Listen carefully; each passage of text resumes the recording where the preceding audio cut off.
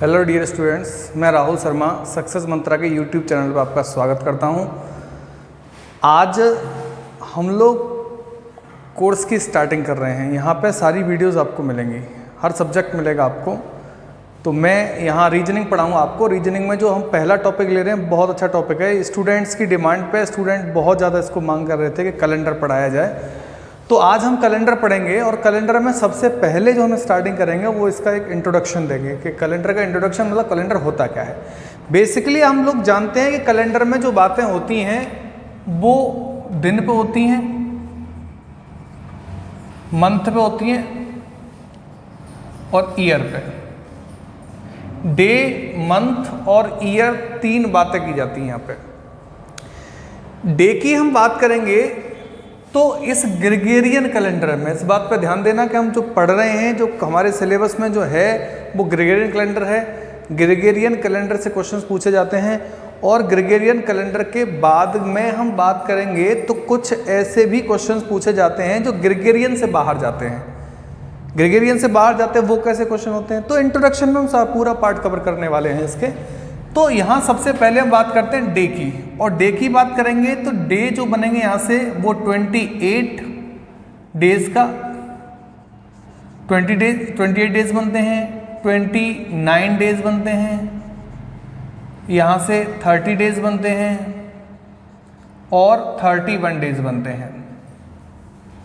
तो डेज की हम बात करते हैं तो कैलेंडर जो है वो इन्हीं पे काम करता है, 28 डेज पे, 29 डेज पे, 30 डेज पे और 31 डेज पे। यानी कैलेंडर में 28 दिन होंगे, 29 दिन होंगे, 30 दिन होंगे, 31 दिन होंगे किसी भी महीने में। महीने की हम बात करेंगे तो जो ग्रेगोरियन कैलेंडर है इसमें 12 मंथ्स होते हैं। ग्रेगोरियन जो कैलेंडर है, इस ग्रेगोरियन कैलेंडर में 12 महीने होते हैं। 12 महीने होते हैं, जिन 12 महीने में पहला जो होता है फर्स्ट डे जो बनेगा वो होता है जनवरी। सेकंड मंथ, फर्स्ट मंथ जो होगा ग्रेगोरियन का वो जनवरी होता है। और हिंदी महीनों की बात करेंगे तो जो पहला दिन होता है वो चैत्र से शुरुआत होती है और यहाँ पे जनवरी से शुरुआत होती है। तो सेकंड होगा फरवरी, थर्ड होगा मार्च, फोर्थ अप्रैल, फिर मई आएगा, फिर जून आएगा, जुलाई आएगा, अगस्त आएगा, सितंबर आएगा, अक्टूबर आएगा, नवंबर और दिसंबर। तो ये 12 महीने होंगे। तो महीने की बात करेंगे तो ये 12 महीने होते हैं। अब हम बात जब ईयर की करेंगे तो जो ईयर होगा वो ईयर यहाँ दो तरीके से बनेगा। एक होता है नॉर्मल ईयर जिसे हम बोलते हैं साधारण वर्ष, और एक बनता है लीप वर्ष यानी कि लीप ईयर,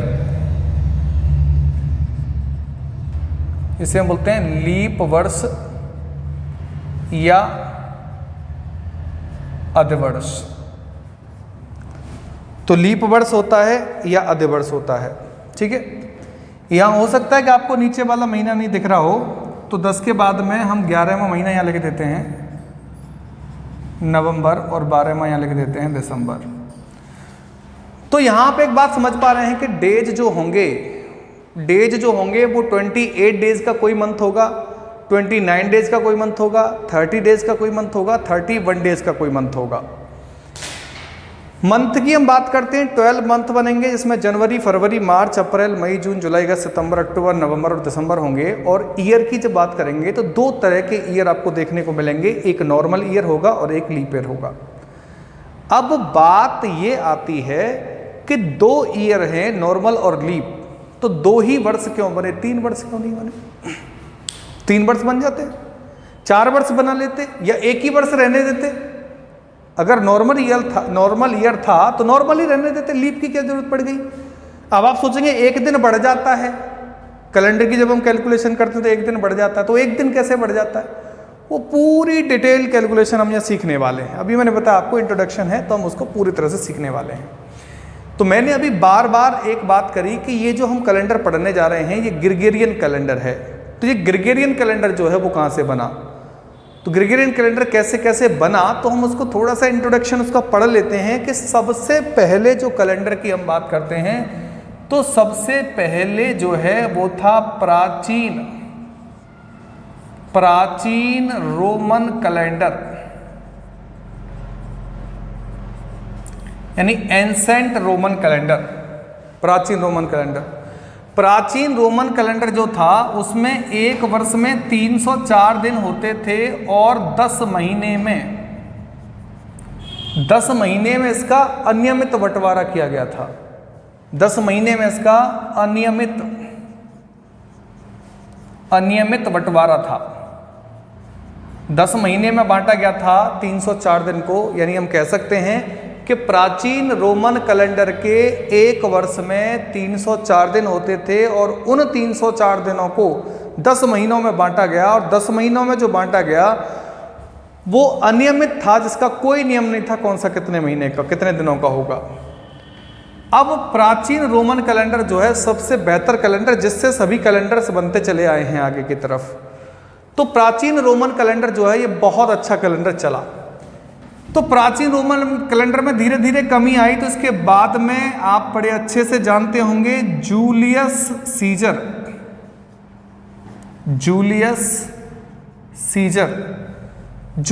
सीजर ने इसी कैलेंडर में कुछ संशोधन कर दिए, कुछ अमेंडमेंट्स किए। ठीक है, तो जूलियस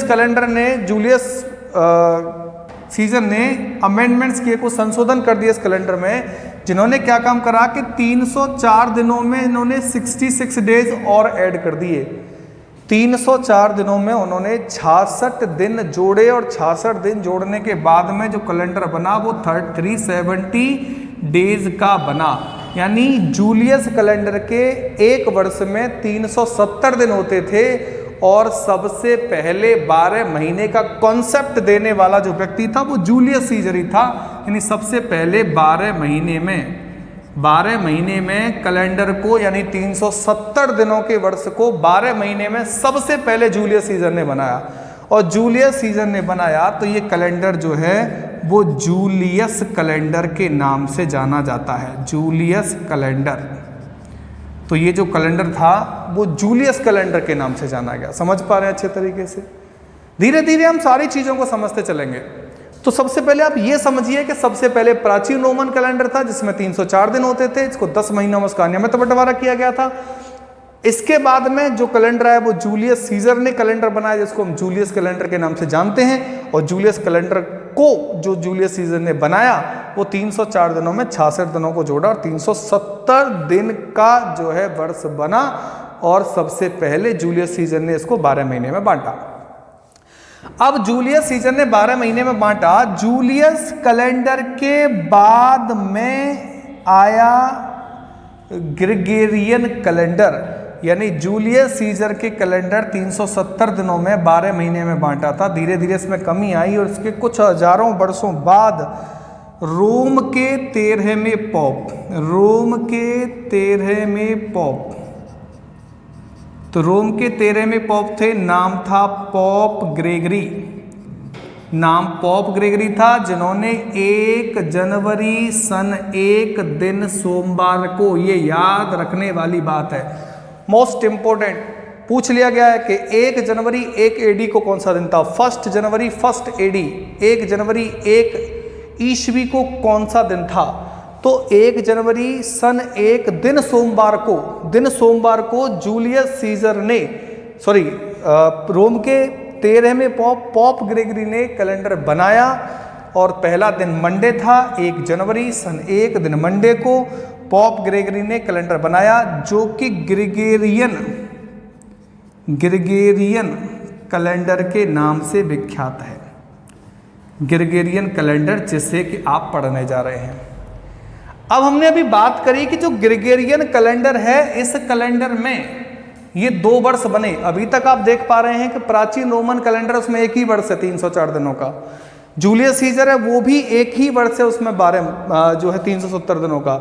लेकिन रोम के 13वें पोप ग्रेगरी ने जो कैलेंडर बनाया उसमें 2 वर्ष बने, एक साधारण वर्ष और एक लीप वर्ष। तो 2 वर्ष कैसे बने, तो चलिए इस पर हम बात करते हैं कि 2 वर्ष कैसे बने।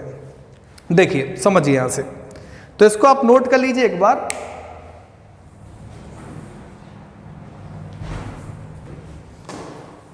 चलिए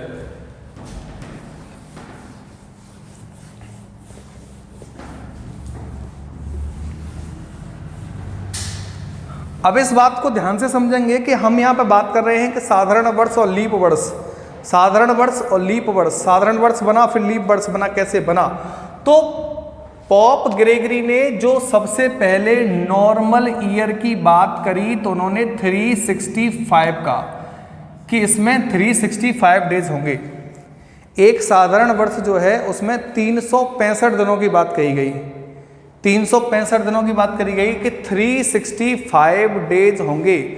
और 365 डेज जो हैं वो एग्जैक्ट नहीं है, 365 डेज एग्जैक्ट नहीं है, एग्जैक्ट है 365.2422, 365.2422, 365.2422 का, यानी जब कैलकुलेशन की गई कि एक वर्ष में पृथ्वी जब अपने अक्ष पर घूमती है, पृथ्वी अपने अक्ष पर घूमेगी, तो जब एक वर्ष वो घूमेगी तो एक वर्ष में दिनों की जो कैलकुलेशन की गई वो 365.2422 दिन का एक वर्ष हुआ।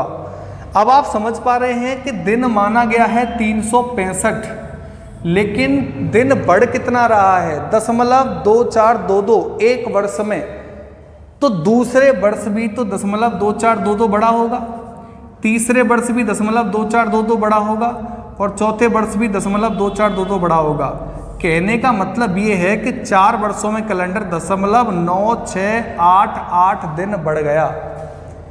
कहने का मतलब ये है कि कैलेंडर जो है वो 4 वर्षों में 0.9688 दिन बढ़ गया, और यही 0.9688 अप्रोक्स बन के लगभग 1 के बराबर है। कहने का मतलब यह है कि 4 दिनों में कैलकुलेशन देखी गई 0.2422 के बढ़ने से 4 वर्षों में कैलकुलेशन बढ़ी 0.9688, जो कि लगभग 1 दिन के बराबर है। चलिए, तो कहने का मतलब यह हुआ कि 4 वर्षों में ही कैलेंडर खत्म हो गया। तो पॉप ग्रेगरी ने क्या करा, उनके पास ऑप्शन था, उन्होंने क्या काम करा, उन्होंने कहा कि प्रत्येक चौथा वर्ष जो होगा, प्रत्येक चौथा वर्ष जो होगा वो 365 डेज का होगा।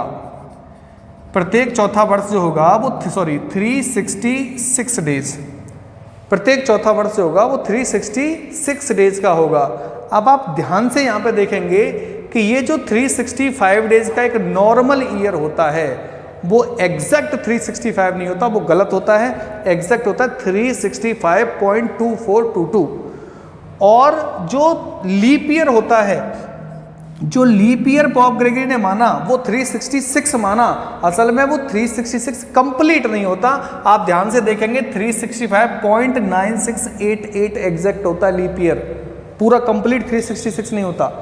लेकिन उन्होंने 366 माना कि चौथा वर्ष जो होगा वो 366 दिनों का होगा, इसीलिए हम कहते हैं कि एक वर्ष बढ़ जाता है, एक दिन बढ़ जाता है। और उस एक दिन को पॉप ग्रेगरी ने जो एडजस्ट करा वो फरवरी के महीने में करा, क्योंकि नॉर्मल ईयर जो होता है उसमें जो फरवरी होगा, नॉर्मल ईयर में ये जो फरवरी होता है, नॉर्मल ईयर में 28 डेज का होता है, और लीप ईयर में ये हो जाता है 29 डेज का। तो एक दिन जो बढ़ता है वो असल में यही एक दिन फरवरी में ऐड कर दिया गया है। अब इसका ये कोई कॉन्सेप्ट नहीं है कि फरवरी में ही क्यों ऐड किया गया है, वो उन्होंने कर दिया है, पॉप ग्रेगरी ने ऐड, वही हम मानते चले आ रहे हैं। तो अब बात करते हैं कि 366 डेज होंगे। अब इसकी पूरी कैलकुलेशन की बात करते हैं हम, कि यहाँ तक हमें ये तो पता चल गया कि 366 डेज कैसे बने, कि कैलेंडर 2.2422 हर प्रत्येक वर्ष जो बढ़ेगा तो 4 वर्षों में 0.9688 हो जाएगा। अब 9688 होगा तो लगभग 1 दिन के बराबर है, तो हमने उसको 1 माना, क्योंकि आप समझ पा रहे हैं कि ये 0.2422 जो है वो अप्रोक्स 0 है, तो इसको 0 माना, 365 ही रहने दिया।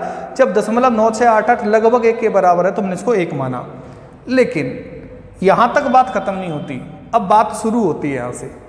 असल में यहाँ से बात शुरू होगी, और शुरू क्या होगी कि अभी आप सोच रहे होंगे कि इन दोनों के बीच के डिफरेंस की हम बात करेंगे तो 0.0312 आ रहा है, 1 में से 0.9688 घटाएंगे 0.0312 आ रहा है। 0.0312 कहाँ है?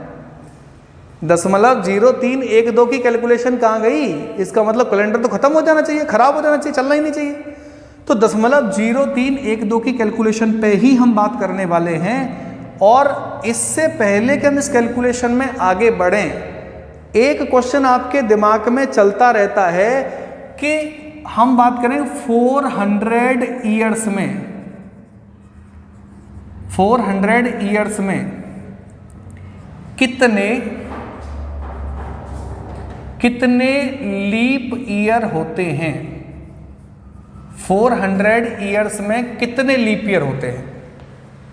अब स्टूडेंट मोस्टली इस बात को जानता है कि 97 ईयर्स होते हैं लीप ईयर।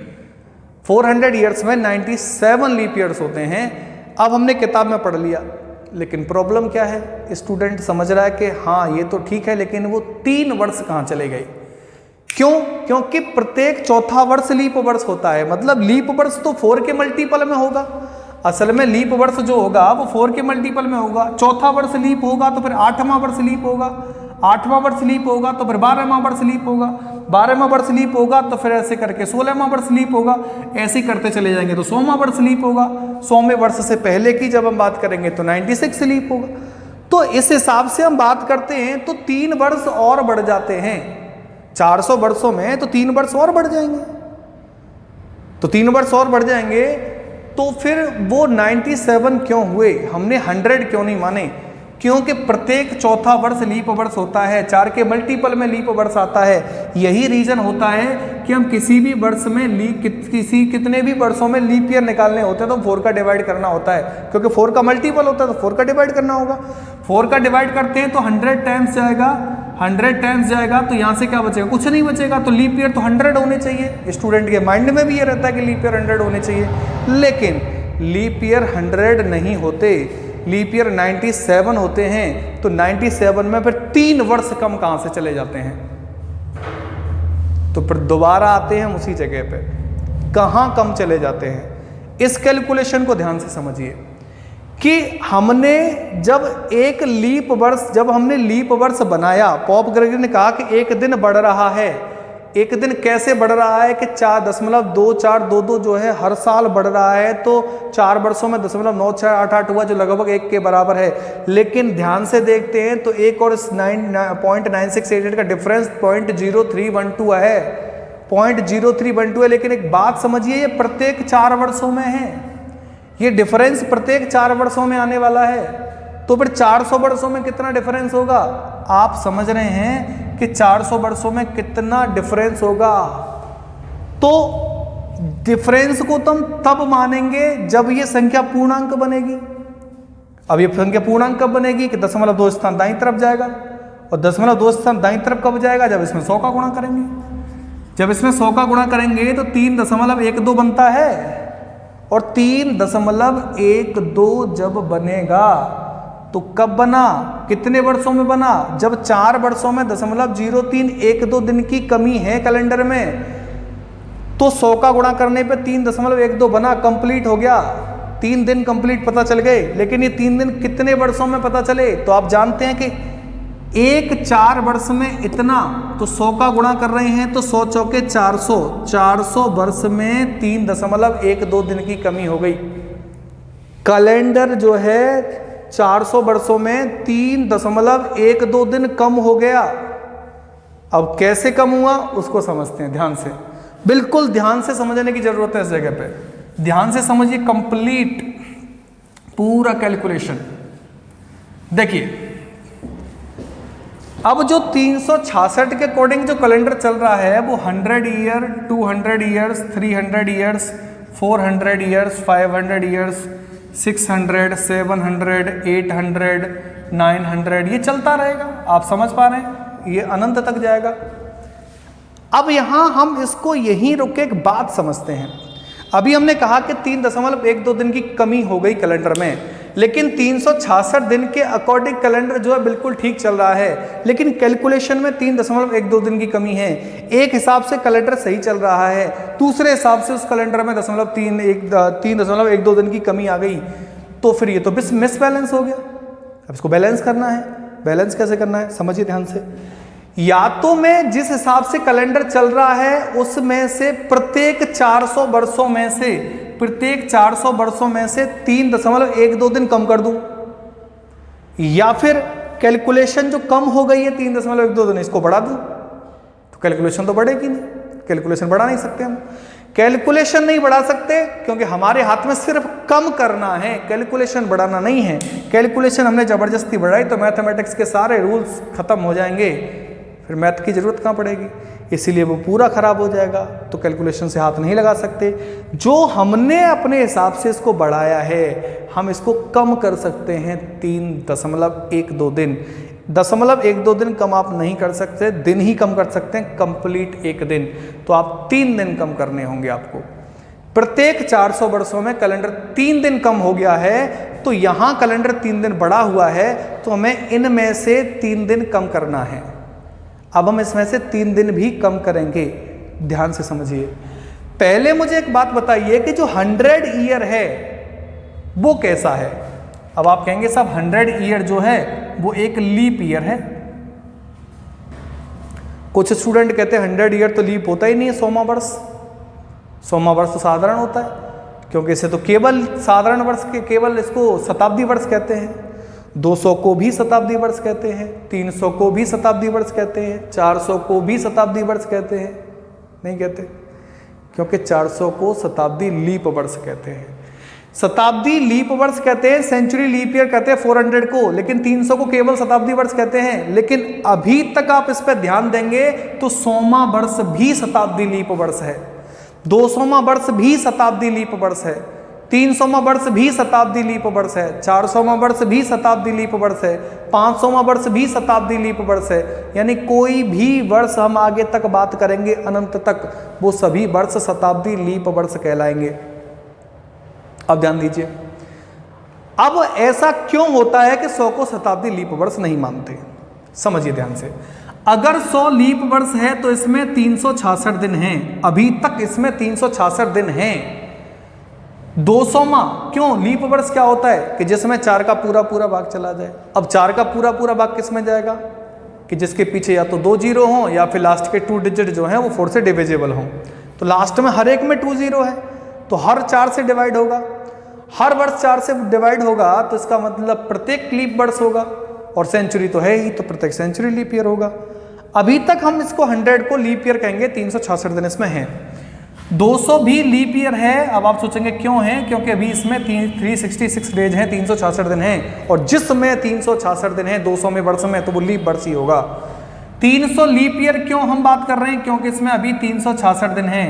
और 400 को भी लीप ईयर कह रहे हैं क्योंकि अभी इसमें 366 दिन हैं, और आगे तक जितने भी हैं सभी में 366 दिन होंगे। लेकिन वापस आइए इस जगह पे जो मैंने कहा था कि इसमें से 3 दिन हमको कम करना है, और 3 दिन कम करना है, तो मैंने आपको एक बात बताई कि ये नॉर्मल ईयर 365 डेज माने गए हैं। असल में 365.2422 दिन होते हैं। लीप वर्ष में 366 दिन माने गए हैं, असल में 365.9688 दिन होते हैं। तो अभी तक 2 ही वर्ष आपके सामने हैं। अब मुझे इनमें से जब 3 दिन कम करने हैं, तो एक बात ध्यान दीजिए कि प्रत्येक में से मैं केवल एक दिन ही कम कर सकता हूं। पहले 400 वर्षों में मुझे 3 दिन कम करने हैं, तो मैं 100वां ईयर जो है इसमें जिसमें कि 366 दिन हैं, इसमें से केवल 1 दिन कम करूंगा, तो इसमें 365 दिन बचेंगे। अब जैसे ही इसमें 365 दिन हुए तो ये नॉर्मल ईयर कहलाया, लीप ईयर नहीं है, क्योंकि अब इसमें 365 दिन हो गए, 366 नहीं है।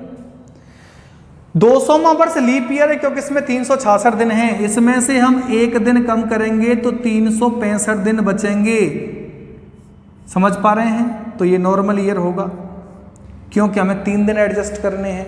पहला दिन हमने 100 में से एडजस्ट किया, दूसरा हमने 200 से एडजस्ट किया, और तीसरा हम माइनस करेंगे 300 में से, तो यहाँ भी 365 डेज बचेंगे। तो ये नॉर्मल ईयर होगा, लीप ईयर नहीं होगा। तो 300वां भी लीप ईयर नहीं है क्योंकि इसमें से 1 दिन कम कर दिया, तो ये नॉर्मल ईयर बचा। तो इसी हिसाब से 3 दिन एडजस्ट हो चुके हैं। अब 400 में वर्ष में से 1 दिन कम नहीं करेंगे। अगर 1 दिन कम करेंगे तो यहाँ कैलकुलेशन बिगड़ जाएगी। हमें केवल 3 दिन एडजस्ट करने थे, तो 400 में पे तो एडजस्ट ही नहीं करना। तो 400 तो पहले भी 366 का था, अभी भी 366 का है, इसलिए पहले भी लीप ईयर था, अभी भी लीप ईयर है, तो इसको हम लीप सेंचुरी, लीप ईयर ही बोलेंगे। अब 100 क्या रह गया? केवल और केवल सेंचुरी ईयर। अब लीप तो है ही नहीं, 365 दिन हो गए। 200 में क्या रह गया? केवल और केवल जो है नॉर्मल ईयर रह गया। लीप तो है ही नहीं, क्योंकि 366 है ही नहीं दिन, 365 रह गए। तो हमने 3 दिन एडजस्ट करे। अब आप में से कुछ स्टूडेंट के दिमाग में ये चल रहा होगा कि इतनी मेहनत क्यों कर रहे हैं, इतनी मेहनत क्यों कर रहे हैं कि इसमें से एक दिन ही क्यों कम कर रहे हैं? एक में से ही 3 दिन कम कर लो, क्या दिक्कत हो जाएगी?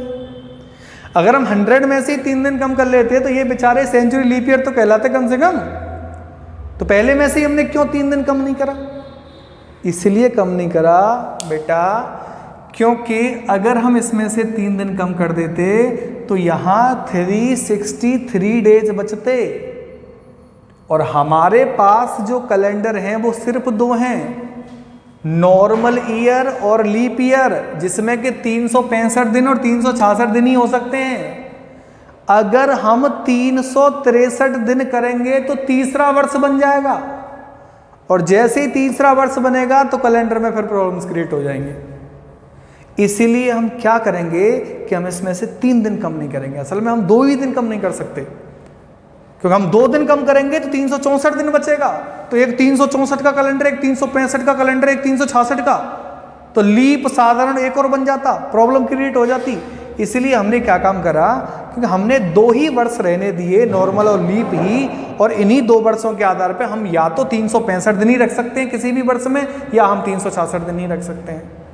समझ पा रहे हैं बात को? इसीलिए यहाँ 365 दिन बचे। अब जिस तरीके से हमने पहले 400 वर्षों में कैलकुलेशन की है, सेम कैलकुलेशन अगले 400 वर्षों में होगी। इन 400 वर्षों में जो कैलकुलेशन होगी वो बिल्कुल सेम होगी। इन आगे के जो 400 वर्षों में कैलेंडर में जो कैलकुलेशन होगी वो बिल्कुल पहले 400 वर्षों के अकॉर्डिंग ही होगी। अब यहाँ से एक बात ध्यान रखना कि कैलेंडर में जो भी कैलकुलेशन आपको करनी है वो पहले 400 वर्षों में करनी है, क्योंकि जो कैलकुलेशन पहले 400 वर्षों में होती है वही अगले 400 वर्षों में रिपीट करती है, वही अगले 400 वर्षों में रिपीट करती है। समझ पा रहे हैं बात को? अब हम उसी बात पे आते हैं कि 400 ईयर्स में कितने लीप ईयर होते हैं। अभी हमने कहा था कि 400, और 400 में हम 4 का भाग देंगे तो 100 बार जाएगा, और 100 बार भाग जाएगा तो कुछ नहीं बचेगा, तो 100 लीप ईयर होने चाहिए। तो 97 बुक्स में आपने देखे होते हैं 3 दिन कहाँ चले जाते हैं, वो कौन से होते हैं? 3 ईयर। तो 3 वर्ष कौन से होते हैं कि 100वां वर्ष, 200वां वर्ष और 300वां वर्ष लीप ईयर नहीं होते, जिसमें कि इस कैलकुलेशन में हमको मानने पड़ते हैं कैलकुलेशन के साथ। तो फाइनली हम क्या करने वाले हैं, फाइनली हम इसमें से 3 माइनस कर देंगे, क्योंकि ये 3 वर्ष अब लीप वर्ष नहीं रहे, सिर्फ शताब्दी वर्ष हैं। तो फाइनली 97 हमारा आंसर होगा कि 400 वर्षों में 97 लीप वर्ष होते हैं। तो 400 वर्षों में 97 लीप वर्ष होते हैं। अब आपको एकदम से क्लियर हो गया कि 400 वर्षों में 97 लीप वर्ष क्यों होते हैं। और उससे पहले भी जितनी मैंने कैलकुलेशन आपको बताई है वो उसको पूरे ध्यान से पढ़ेंगे। एक बार समझ में नहीं आया तो 4 बार वीडियो देखो, लेकिन इस कैलकुलेशन को समझ लो अच्छे तरीके से। जैसे ही आपकी समझ में कैलकुलेशन आएगी, धीरे धीरे पूरा कैलेंडर स्मूथ होता चला जाएगा। इसके बाद भी हम धीरे धीरे सारी चीज़ों को पढ़ेंगे। तो सारी चीज़ें पढ़ने वाले हैं, तब तक आप इसको नोट करिए अच्छे तरीके से।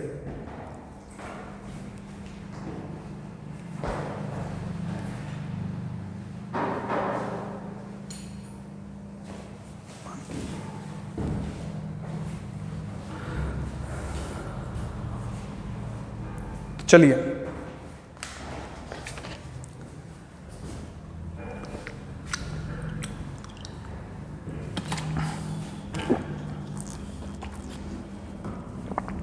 देखिए आप थोड़ा सा आगे बढ़ते हैं। तो एक क्वेश्चन का आपको समझ में आया कि 400 वर्षों में कितने लीप ईयर होते हैं। अब देखिए मैं दूसरे क्वेश्चन पे बात करता हूं, इसको हटा देते हैं पूरा।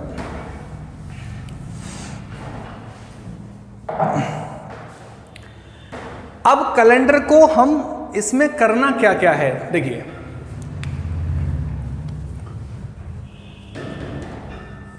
सबसे पहले जो कैलेंडर है इसमें हमने बात करी, जो कैलेंडर बनेगा उसमें सीखना क्या है कि साधारण वर्ष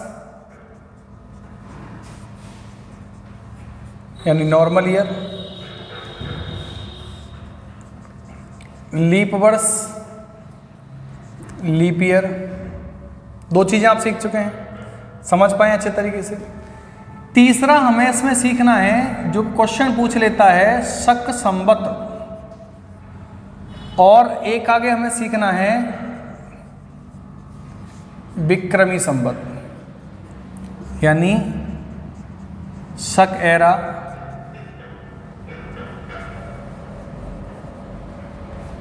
विक्रमी एरा। तो शक एरा और विक्रमी एरा, शक संवत और विक्रमी संवत, हम इस पे भी आएंगे धीरे धीरे, इस पे आएंगे। इस पे आने के बाद में तब फिर हम स्टार्ट करेंगे आगे का और प्रोसीजर, कैलेंडर में क्या क्या चीज़ें पूछी जाती हैं, कंप्लीट कैलेंडर पढ़ने वाले हैं। अभी आप ये मत सोचना कि कौन सी चीज़ें हम पढ़ रहे हैं, अभी हम इसका बेसिक पढ़ रहे हैं कैलेंडर का, अभी हम कैलेंडर का बेसिक पढ़ रहे हैं। धीरे धीरे धीरे धीरे सारी चीज़ें कैलेंडर के बारे में पूरा सीखने के बाद में तब फिर आएंगे हम क्वेश्चंस पे कि क्वेश्चन किस तरीके के पूछे जाते हैं, इसमें किस टाइप के पूछे जाते हैं। तो पहले क्वेश्चन पे हमने बात करी 400 वर्षों में कितने लीप वर्ष होते हैं। अभी हम बात करते हैं अगला कि 400 वर्षों में 29 तारीख कितनी बार आता है। 400 वर्षों में 29 तारीख कितनी बार आता है, समझना ध्यान से क्वेश्चन कि 400 वर्षों में 29 तारीख कितनी बार आता है। अभी हमने लास्ट क्वेश्चन बात करी थी 400 वर्षों में कितने लीप वर्ष होते हैं, और आप जानते हैं कि लीप ईयर में फरवरी में 29 डेज होते हैं।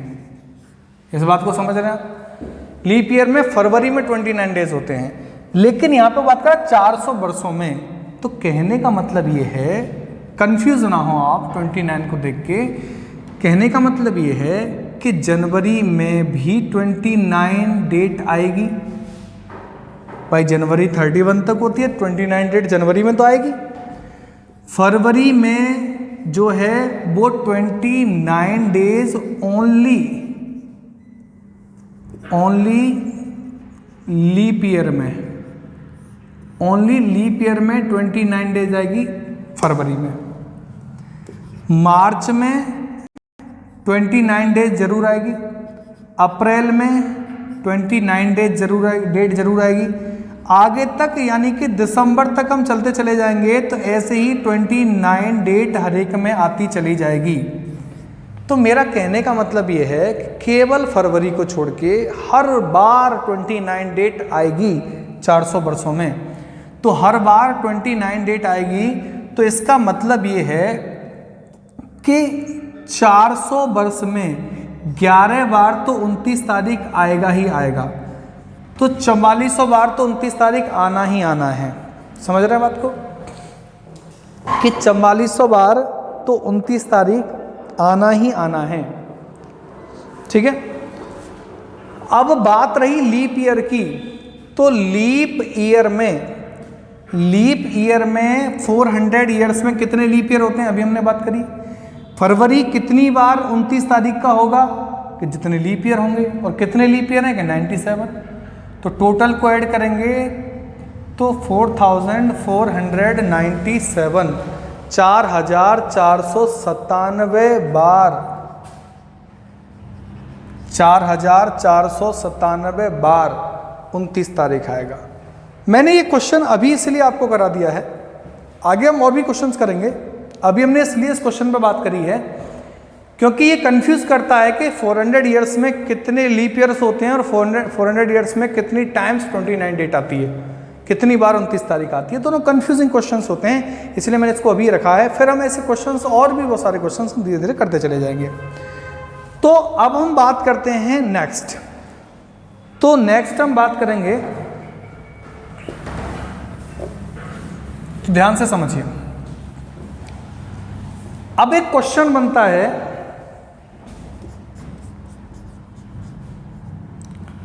कि राष्ट्रीय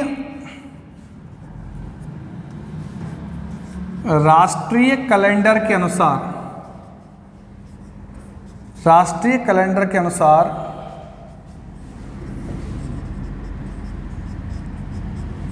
कौन सा वर्ष चल रहा है? Which year is going on according to national calendar.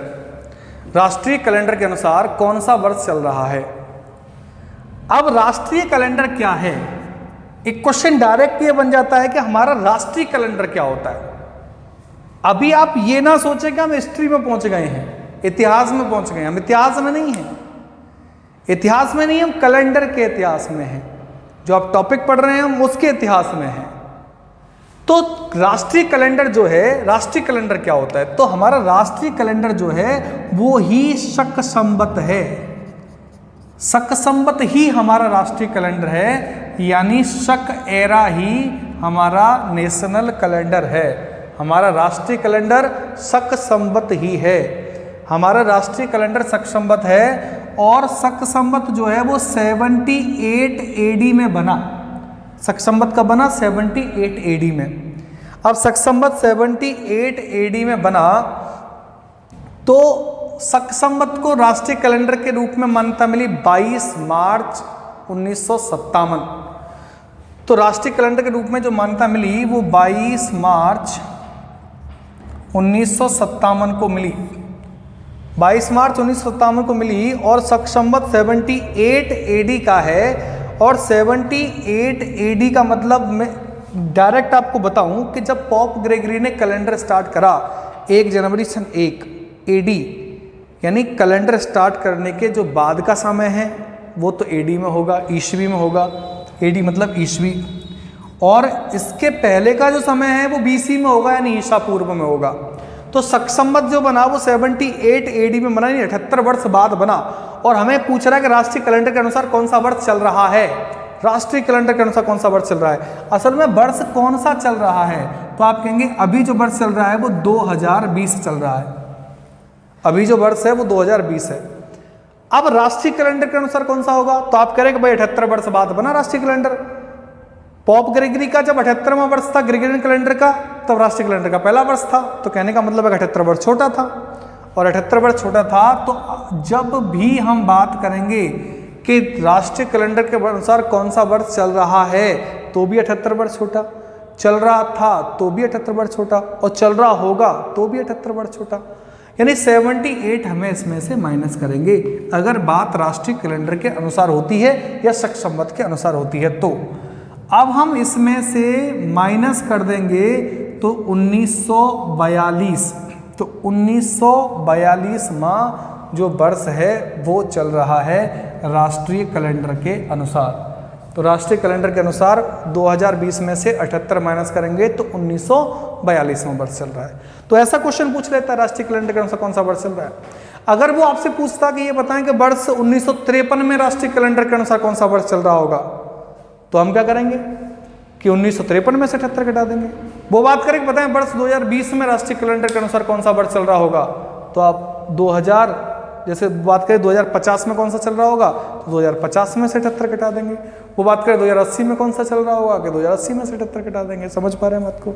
चलिए, तो इस तरीके से कोई भी क्वेश्चन आप कर सकते हैं, चाहे वो करंट ईयर की बात कर रहा हो, चाहे वो पिछले किसी ईयर की बात कर रहा हो, या वो आने वाले किसी ईयर की बात कर रहा हो। उसी ईयर में से 78 माइनस करेंगे तो वही राष्ट्रीय कैलेंडर के अनुसार वर्ष निकल आएगा। तो चलिए एक और क्वेश्चन की ओर चलते हैं। तो एक और क्वेश्चन की ओर चलेंगे। तो अगला जो क्वेश्चन है, जैसे मान लीजिए वो आपसे बात करता है कि विक्रमी संवत के अनुसार, विक्रमी संवत के अनुसार कौन सा वर्ष चल रहा है। विक्रमी संवत के अनुसार कौन सा वर्ष चल रहा है? तो विक्रमी संवत की हम बात करते हैं तो विक्रमी संवत जो है, विक्रमी संवत जो है वो 57 बीसी का है। ध्यान रहे किसी किसी बुक में 58 बीसी भी है, लेकिन रियल जो है वो 57 बीसी है, यानी 57 ईसा पूर्व। बीसी का मतलब है ईसा पूर्व, 57 ईसा पूर्व में, यानी पॉप ग्रेगरी ने जो कैलेंडर बनाया उससे 57 वर्ष पहले का है विक्रमी संवत। हिंदू कैलेंडर कहा जाता है विक्रमी संवत को, जो हिंदुओं में शादी ब्याह होते हैं वो इसी से होते हैं, विक्रमी संवत से। तो विक्रमी संवत 57 बीसी का है। अब ये जो 57 बीसी आपके सामने है, ये पहले की डेट का मतलब है, ग्रेगोरियन कैलेंडर से पहले। अब हमें इसमें करना क्या है कि जब पहले का है तो मतलब बड़ा होगा, तो विक्रमी संवत के अनुसार कौन सा वर्ष चल रहा है, तो आप कहेंगे अभी तो 2020 चल रहा है। जब अभी 2020 चल रहा है तो इसका मतलब ये 57 वर्ष पहले का है, तो इसमें 57 ऐड कर देंगे। तो 57 ऐड करेंगे तो 2077, 2077वां वर्ष चल रहा है, यानी विक्रमी संवत के अनुसार 2077वां वर्ष चल रहा है। मैं बात करूं कि ये बताएं कि वर्ष 2080 में विक्रमी संवत के अनुसार कौन सा वर्ष चल रहा होगा, तो 2080 में 57 जोड़ देंगे। तो मैं बात करूं, मान लीजिए कि 2025 में विक्रमी संवत के अनुसार कौन सा वर्ष चल रहा होगा, तो आप 2025 में 57 जोड़ देंगे। समझ पा रहे हैं बात को? तो इसी हिसाब से आप क्वेश्चन को बड़े आराम से कर सकते हैं। तो अभी तक हमने यहाँ जो बात करी, इस कैलेंडर के ऊपर जो बात करी, हमने इसके कैलेंडर के इतिहास के बारे में बात करी, हमने कैलेंडर के बारे में बात करी, कैलेंडर कैसे कैसे काम करता है, कैसे कैसे हमें आगे बढ़ना है। तो धीरे धीरे हम सारी चीज़ों को सीखते चले जाएंगे। तो अभी तो हमने कैलेंडर का इंट्रोडक्शन पढ़ा, अभी हमने कैलेंडर का इंट्रोडक्शन पढ़ा, आज केवल इंट्रोडक्शन हुआ कि कैलेंडर होता क्या है। नेक्स्ट जो हमारा इसका कैलेंडर का जो पार्ट 2 होगा, तो कैलेंडर के पार्ट 2 में हम क्वेश्चंस स्टार्ट कर देंगे। और कैलेंडर का पहला जो टाइप का क्वेश्चन होगा, वो पहले टाइप का क्वेश्चन आप बड़े अच्छे तरीके से जानते हैं, हम यहीं से स्टार्ट करने वाले हैं। पहले टाइप का क्वेश्चन, जैसे कि हम बात करें कि वर्ष 1983 का कैलेंडर